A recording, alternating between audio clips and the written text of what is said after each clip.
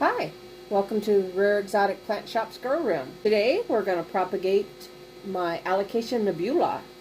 The way I propagate alocasias typically is through corms that are found down inside the pot. So I'm just going to pop her out of this pot like so.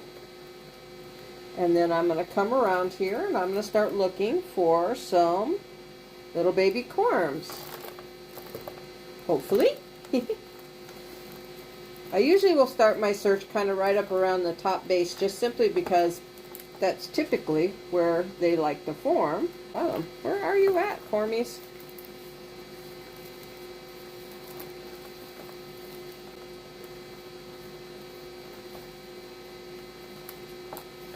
Just going to keep pulling this soil out until I get all the soil out and away from the roots, and see if I can't find some corms to propagate.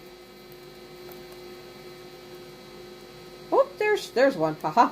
Was getting worried. Finally got one. That's a biggie. But sometimes you get in here and even there just isn't anything. But the truth is that if your pots, if there's a little bitty teeny weeny corm. If the roots are tight in the pot, they usually will produce more corms. A good nutrition program, the right size pot, typically it will reward you with a large amount of corms. But Nebula, on the other hand, she said no to that today. So I'll pot her back up and we'll plant up that corm. Alright, I ended up with 3 nice, really big corms out of the deal. So I'm going to go ahead and I'm just going to do this, use the sphagnum moss method, and I'm just going to take these, I'm going to tuck them down in this sphagnum moss right here.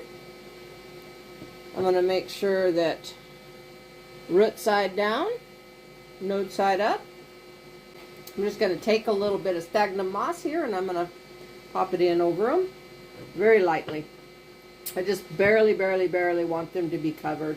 And then I'm going to take a humidity dome. Of course it's tagged Nebula. And I'm going to make sure to start off with that I'm at 100% humidity. So I'm going to close up my little humidity dome and give it a squirt, and voila. We have 3 Nebula corms potted up. Thanks for hanging out with me in my grow room.